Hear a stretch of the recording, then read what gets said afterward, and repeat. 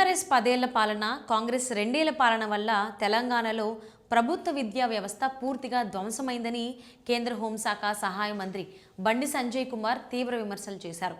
Hyderabad శంషాబాద్లోని SSR కన్వెన్షన్లో నిర్వహించిన ABVP 44వ రాష్ట్ర మహాసభల్లో పాల్గొన్న ఆయన రాష్ట్రంలో విద్యారంగ పరిస్థితి అత్యంత ఆందోళనకరంగా మారిందన్నారు. బీఆర్ఎస్ పాలనలో దాదాపు 6,000 ప్రభుత్వ పాఠశాలలు మూసివేశారని, కాంగ్రెస్ అధికారంలోకి వచ్చిన తర్వాత వాటిని తిరిగి ప్రారంభించడమే కాకుండా ఒక్క ఏడాదిలోనే మరో 1,500 స్కూళ్లను మూసివేశారని ఆరోపించారు. దీంతో గ్రామీణ ప్రాంతాల్లో ప్రభుత్వ విద్య పూర్తిగా కనుమరుగవుతోందన్నారు. టీచర్లు, మౌలిక సదుపాయాలు లేకపోవడంతో 2024-25 విద్యా సంవత్సరంలో రాష్ట్ర వ్యాప్తంగా 2,081 ప్రభుత్వ పాఠశాలల్లో ఒక్క విద్యార్థి కూడా చేరలేదని వెల్లడించారు. స్కూళ్లలో టీచర్లు లేరని, బెంచీలు, టాయిలెట్లు, తాగునీరు వంటి కనీస సదుపాయాలు కూడా లేవని బండి సంజయ్ విమర్శించారు.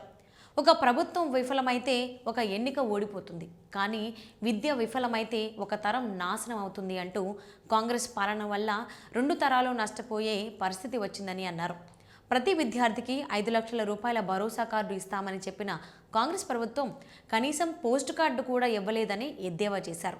హాస్టళ్లలో సరైన భోజనం, నీరు, కరెంటు లేక విద్యార్థులు అనారోగ్యానికి గురవుతున్నారని, ఫుడ్ పాయిజన్ ఘటనలు జరుగుతున్నా ప్రభుత్వం పట్టించుకోవడం లేదన్నారు.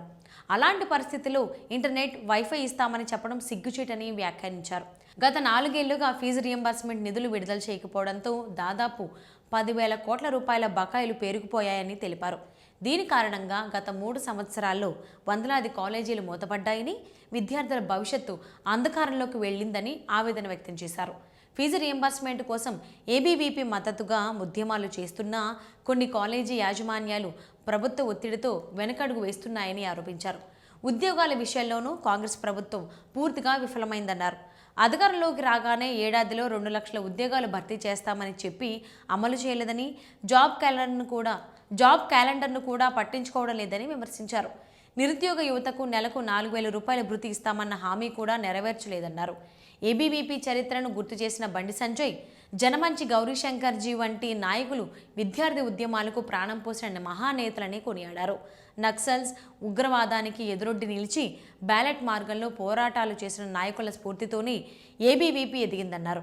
దేశాన్ని సరిహద్దుల్లో జవాన్లు కాపాడితే దేశంలో విద్యార్థి పరిషత్ దేశ రక్షణ బాధ్యతను మోస్తోందని వ్యాఖ్యానించారు. తెలంగాణలో విద్యారంగ సమస్యలపై ఇక వెనకడుగు వేయకుండా పెద్ద ఎత్తున ఉద్యమాలు చేయాలని ఏబీవీపీ నాయకులు, కార్యకర్తలకు బండి సంజయ్ పిలుపునిచ్చారు. విద్యను నాశనం చేస్తున్న ప్రభుత్వ విధానాలకు వ్యతిరేకంగా పోరాటమే నిజమైన నివాళి అవుతుందన్నారు.